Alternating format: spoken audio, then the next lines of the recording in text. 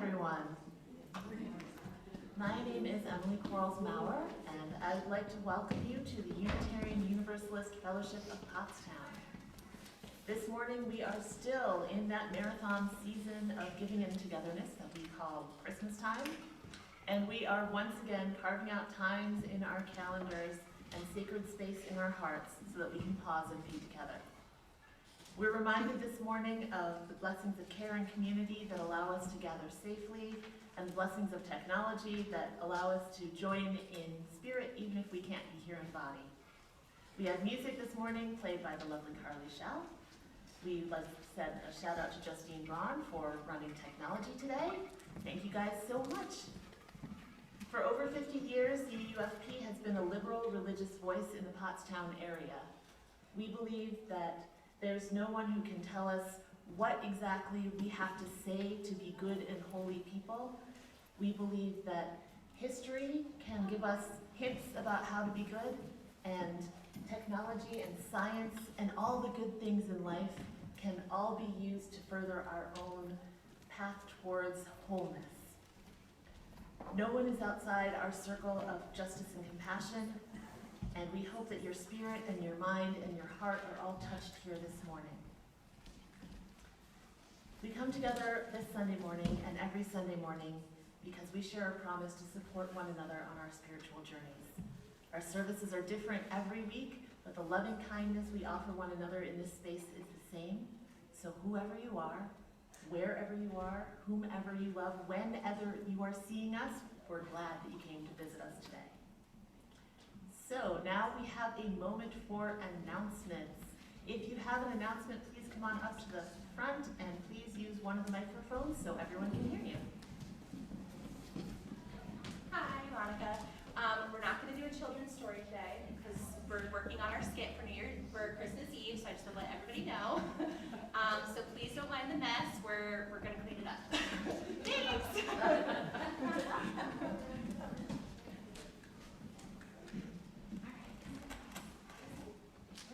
So the beans have been spilled. You know now that there's going to be a Christmas Eve service.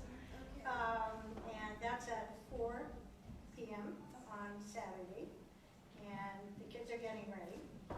On that evening, there's going to be a special collection for the Pottstown cluster. So keep that in mind when you're getting ready to come.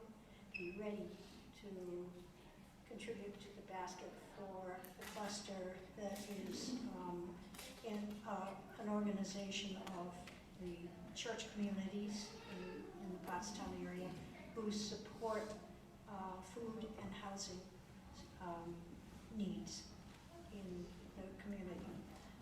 And also my last announcement is that there is a labyrinth walk scheduled for January 1st so that you can start the year off on the right foot. And we're offering an hour in the morning from 11 until 12, and this will be instead of a Sunday service, from 11 to 12 for children. And then for adults, from 12 until 4 o'clock. And the last walker will start walking at 3:40, so that we're closed at 4 o'clock. So thank you.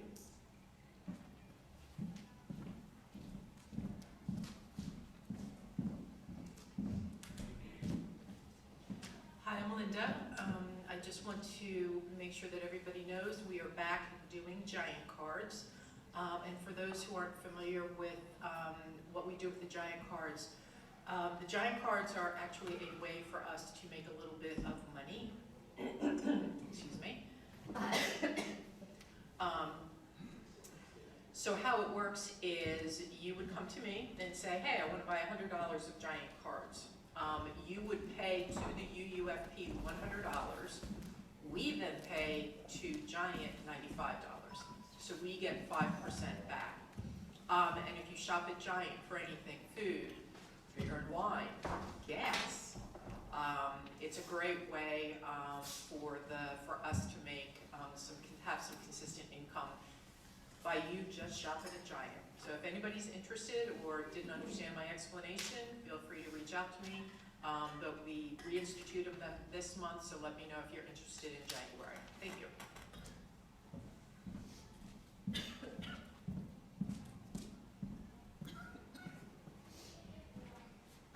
All right, thanks everyone, that was some great information. Now is the time when we will light our chalice. I'm just gonna hop down and do it because it's easier that way.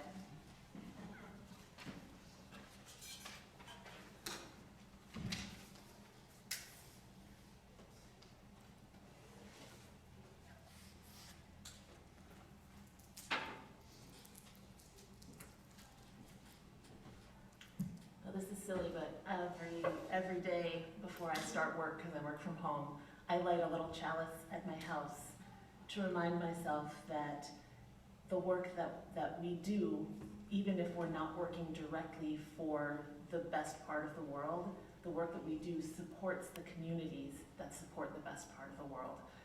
And so when I'm lighting this chalice today, this is actually the fourth Sunday of Advent for anyone who follows the traditional Catholic liturgical calendar. And David Breeden, one of our own UU ministers, has written some words for this fourth Sunday of Advent.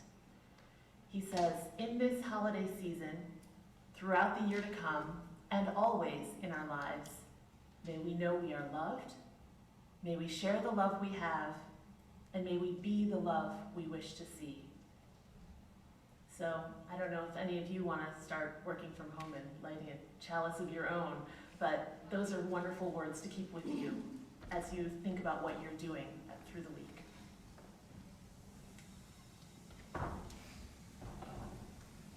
And now is the time for the chime. So this is the time when I give you your reminder that technology is vital. It connects us, as we can see with our lovely technological setup back here, but also during this time it can divide us.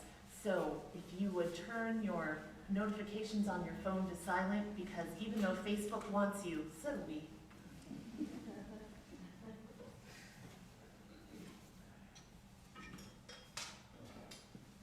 And now I invite you to take a moment, to take a breath, to rest your eyes, settle firmly into your chair, and listen to the sound of the chime.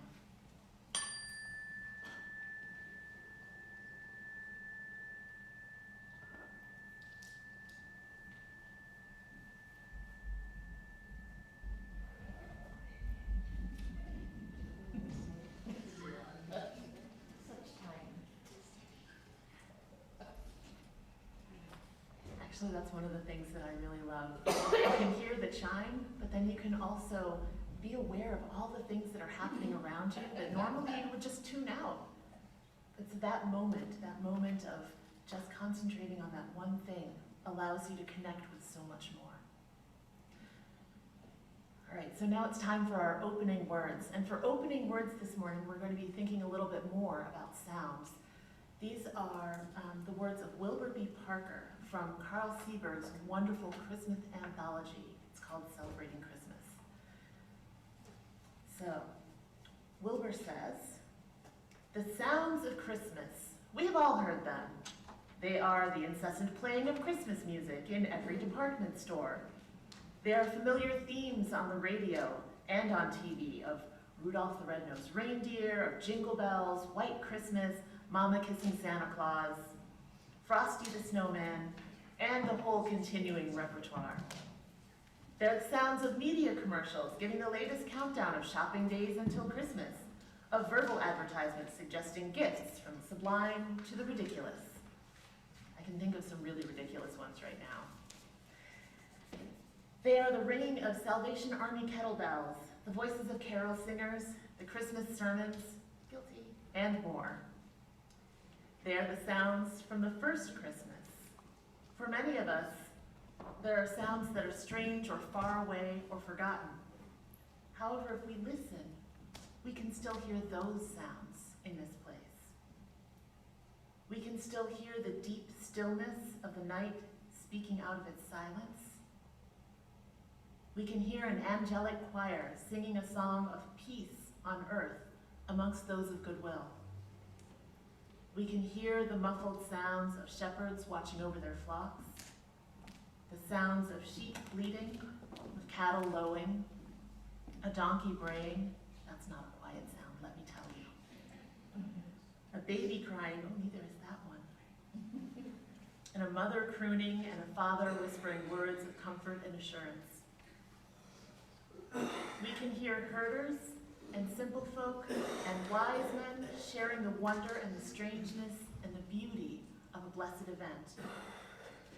We can hear all those sounds and more if our 20th century decibels don't drown them out at Christmas. And so now is the time for our first hymn. We're going to be singing an unfamiliar hymn to many of us. It's number 257, "'Twas in the Moon of Wintertime."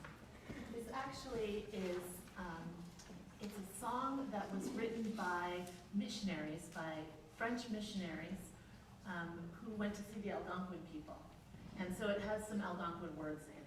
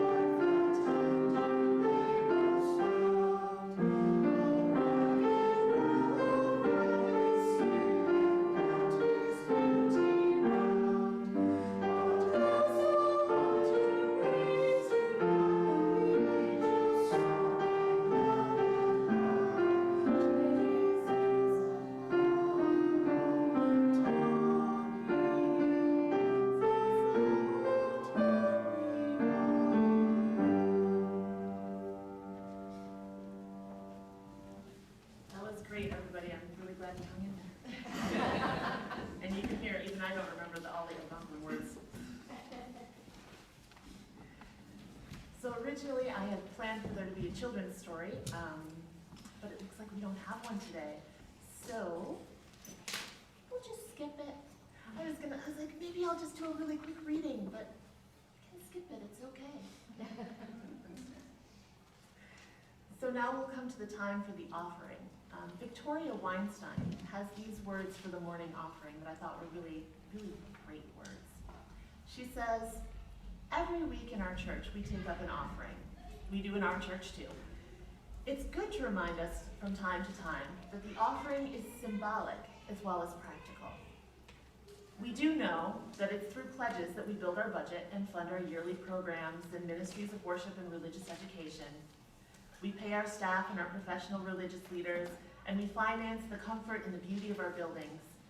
And we also know that we could just as easily submit those pledges through the church at any convenient time. We could be sending them via PayPal, but we take a collection. We pass the plate during our worship service to make a community expression of thanks for the blessing of abundance.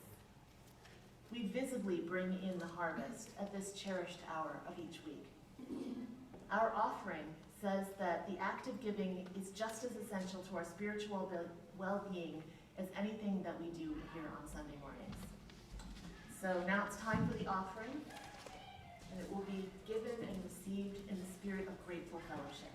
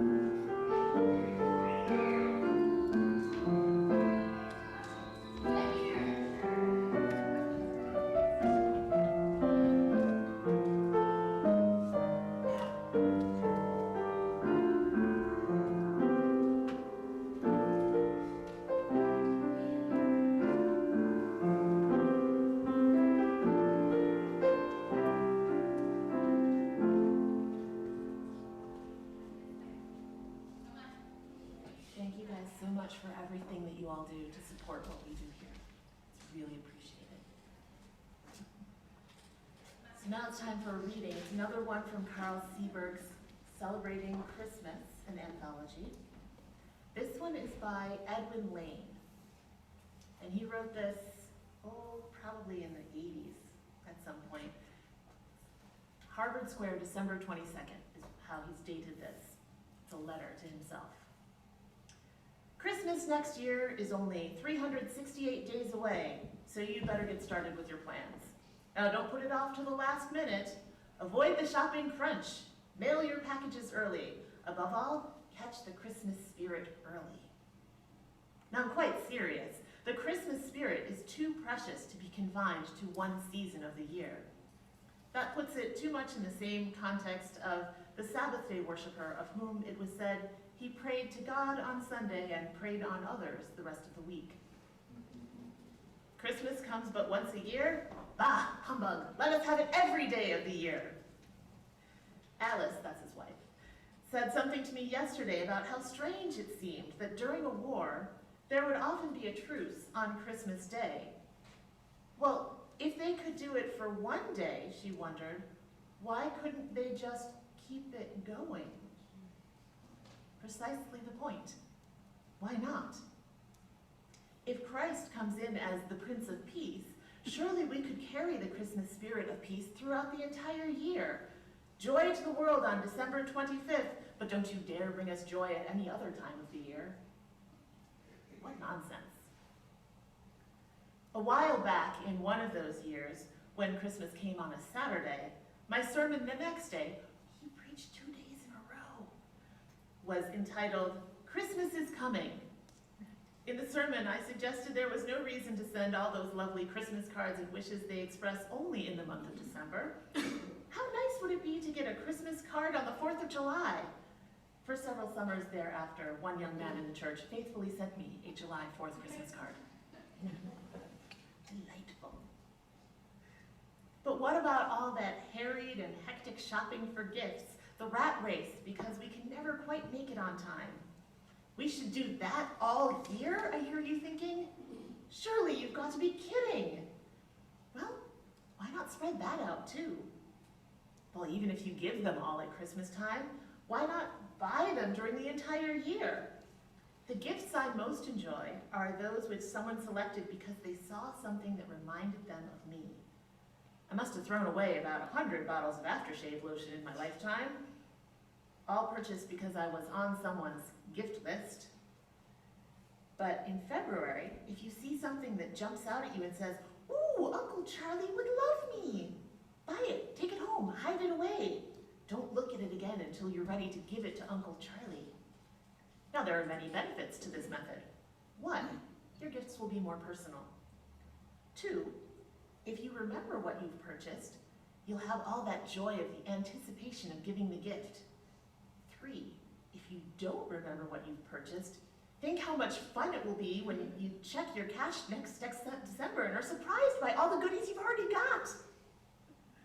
You'll avoid the pressure of crunch crowd shopping, because everyone knows that finding a parking spot, especially when you're out on the day after Thanksgiving, is not good. When you have all those plastic card bills staring you in the face on January, think how nice it will be to have my system spread them throughout the year. So, here's to a Merry Christmas next year, starting now. Don't delay. December will be here before you know it, and then it will be too late. All right, and now we have our real stretch hymn of the day. This is number 255, There's a Star in the East. It's from our Singing the Living tradition. This is an African-American spiritual, which I had never heard before until I started looking through, trying to find something fun to sing. And it has a couple of odd notes that are going to be hard to follow, but we'll get it. Because I trust you guys. It'll be fun.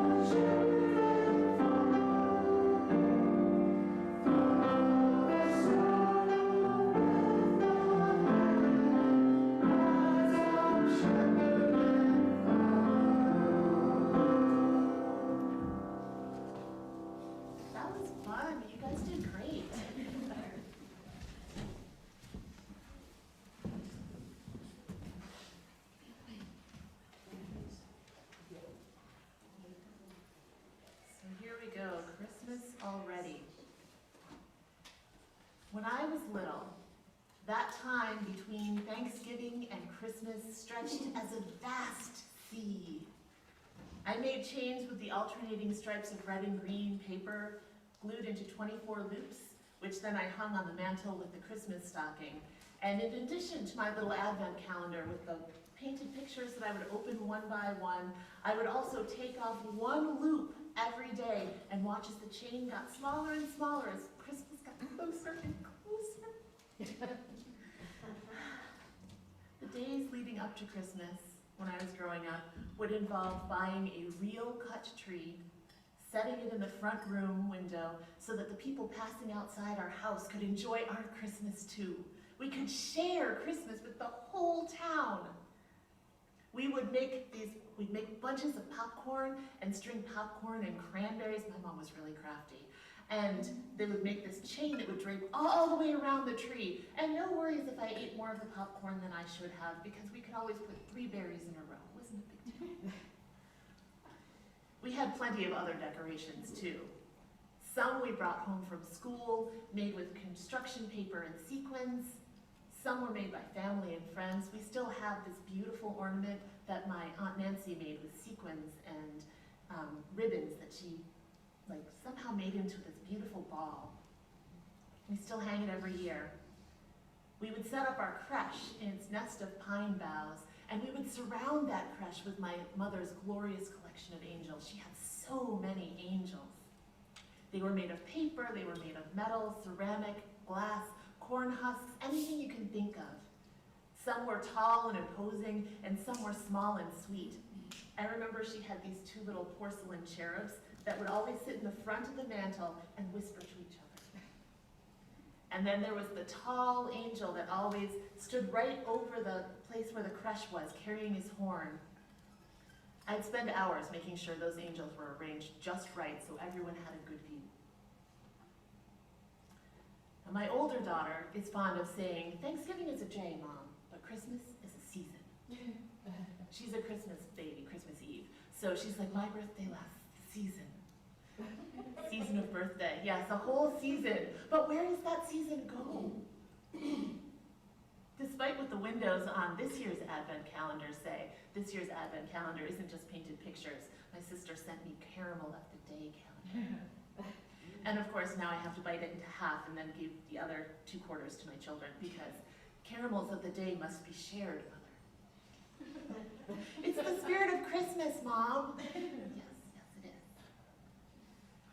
But you know, the windows on my Advent calendar say that it's already the 18th, but I swear Thanksgiving was yesterday. And here we are with the girls' annual Nutcracker performance over, and the lights already up on those houses that managed to put up the huge displays. And here we are with the Amazon countdown saying, this item may not arrive in time for Christmas. You know, it's still Thanksgiving. Oh, it's not.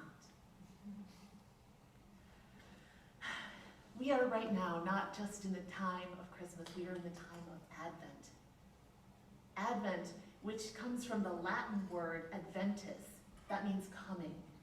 Advent is celebrated during the 4 Sundays where Christmas is coming. And they always make me think of that song, Christmas is coming, the goose is getting fat. Christmas is coming. It's coming fast. So what exactly is Advent? Well, the U.S. Conference of Catholic Bishops says, Advent season is a time of preparation that directs our hearts and minds to Christ's second coming at the end of time and to the anniversary of our Lord's birth on Christmas. The final days of Advent, from December 17th to December 24th, we focus on our preparations for the celebrations of the Nativity of our Lord at Christmas. Oh good, the Catholic bishops say I'm not late yet. I'm not behind, I haven't been procrastinating. I've just been getting ready to prepare because this is the final week of Advent, the week where we're supposed to prepare for Christmas. I'm not late. Now, Father William Saunders expands on the meaning of Advent for the Catholic Education's Resource Center. He says the liturgical season of Advent marks the time of spiritual preparation by the faithful before Christmas. Advent begins on the Sunday closest to the feast of St. Andrew – and spans 4 Sundays and 4 weeks of preparation. The celebration of Advent evolved with the spiritual life of the church. Historically, it's hard to tell exactly how it started, but its earliest form seems to have begun in France, where it was a preparation for the Feast of Epiphany, the day when the converts were baptized. And the Advent preparations back then were very similar to Lent, with an emphasis on prayer and fasting. And it lasted 3 weeks, which was then expanded into 40 days. 40 days of prayer and fasting. How different is that from today, where we have 40 days of holiday parties? I don't think most people are fasting at those. Now, eventually similar practices spread to England and Rome, and in the 6th century, Advent was viewed as a preparation for Christmas, but it didn't have a penitential bent. In the Galatian Sacramentary, which is traditionally attributed to Pope Saint Gelasius in 496, so the 5th century, he was the first to provide Advent liturgies for 5 Sundays, and later Pope Saint Gregory I enhanced these liturgies, composing prayers, antiphons, reading, and responses. And these are still actually used a lot today. One of the preparations that I found most meaningful, though, is the Advent wreath. Now, I learned a little bit about Advent going to school as an elementary student, because we had to learn about every religion, because I went to public school and it was important that we learned about every single religion at this time of year. Although I may be conflating it with the Feast of Saint Lucia, which is also a Christmas feast. That's on December 13th. And I'm just going to share this story because I find it hilarious.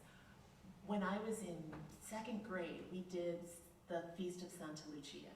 And we all were instructed to wear white, and we got to parade through the school wearing crowns with 4 candles, lit candles.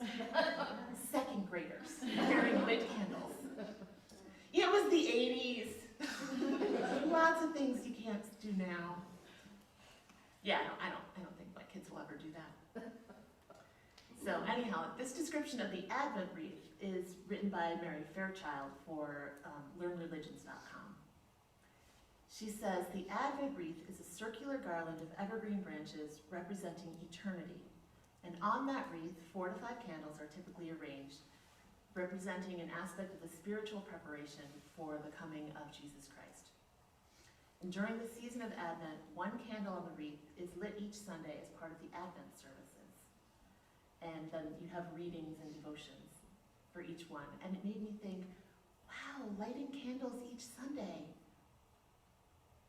We're not alone. So I may not actually remember having an Advent wreath, but I certainly remember having a crush scene. You know, big angels crush scene. So this is interesting, the history of the crush scene. It was actually created by my favorite Catholic saint, St. Francis of Assisi. He was concerned in 1223, 799 years ago, he was concerned that the secular traditions surrounding Christmas were edging out the religious meaning of the celebration. Does that sound familiar? So, in 1223, in the small town of Greccio, Italy, St. Francis recreated the scene of the birth of Christ with the animals and the manger of hay to give people a concrete image of what Mary was up against, what Mary and Joseph had to put up with, what it would have been like. And according to festivenativities.com, nativity statues started appearing in Italian churches in the 1300s. Like right after that, people were like, that's a great idea. Everyone understands it once they see it. And so people were making these large terracotta figures that were displayed year-round to depict the birth of Christ, instead of just during the Advent season. And then in the mid-1500s, wealthy people began having smaller crush scenes, just like we have today, that they would have in their houses. And this practice started to spread all across Europe.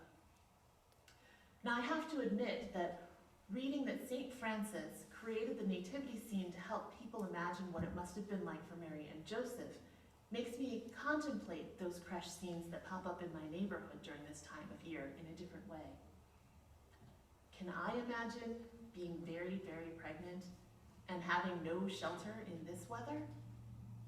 I mean, even if the weather in Bethlehem, West Bank, City of Palestine today is balmy 66 compared to our PA Bethlehem's 37, it would still be uncomfortable and frightening. Can I imagine staying in a barn with a baby? When I go volunteer with the horses tonight, I'm going to keep Mary and Joseph in my heart. Yes, they were out of the wind and the rain, and yeah, the animals would have kept the stable sort of warm, at least warmer than the outdoors. But all of those good things that I take for granted this season of plenty, the food, the lights, the heat, the indoor plumbing, the disposable diapers, bless you, all of those things were missing when baby Jesus was born. Bless you. Advent is a time of waiting and patience and preparation. Advent is a time to be thankful for the gifts of plenty. Advent is a time to share what we have. And you know, hearing today that we're going to be giving our plate to the Pottstown cluster and people who are in the situation, the actual situation that Mary and Joseph were in, doesn't that just touch your heart that much more? I know that after reading about the Advent wreath and the significance of each candle, I'm going to want to celebrate next Christmas with an Advent wreath. You know, it just sounds great, like every week and getting my kids together and going around the dining room table and like the love, and there's the 4 different things that each one belongs to that I did not write down in here, so I can't share. But I know that after reading about the history of the Nativity, I'm going to want to say a prayer as I set baby Jesus in the cradle. I know that after thinking about being unhoused in winter, I'm going to want to make sure that everyone has access to safe, affordable housing. But I also know it's very easy to make plans for next year, because next year is future Emily's problem. No matter how many reminders I set in my phone, or how many days I fill in on the paper calendar, I have to actually do the preparations and not just think about them. And that's the thing I find hard about Christmas. All the doing. Because we want to be prepared and perfect and have the perfect gift ideas and the perfect decorations and the perfect cookies and the perfect parties and play Hallmark movie bingo. Have you guys played Hallmark movie bingo? It's so fun. Oh my goodness. So what you do is you get this bingo card and it has all the Hallmark movie tropes on it, and then you watch the Hallmark channel for like hours. And you just fill in all of the little, you just have it playing in the background. And every time a trope comes up, then you put down your little bingo card and you try to get the whole thing done by the end of the season. It's so fun. You know, we want to have time to play fun, silly Christmas games and have the clean house and the delicious food all cooked to perfection. We also want to pay homage to the Christmas of our youth. At least, I know I do. But guess what I had during my youth that I don't have now? Time, I heard it out there, time. I had that vast sea of time from Thanksgiving to Christmas, that vast sea that now feels like a puddle I can cross with one step. 799 years ago, St. Francis was worried that we were losing the spirit of Christmas amidst the hustle and bustle of secular celebration. But do you know what he did? He didn't just put a passive-aggressive bumper sticker on his donkey. He created a lesson. He created a tradition. He created a reminder that we still act out all across the world today. How many of you have memories of being in a Christmas pageant when you were little?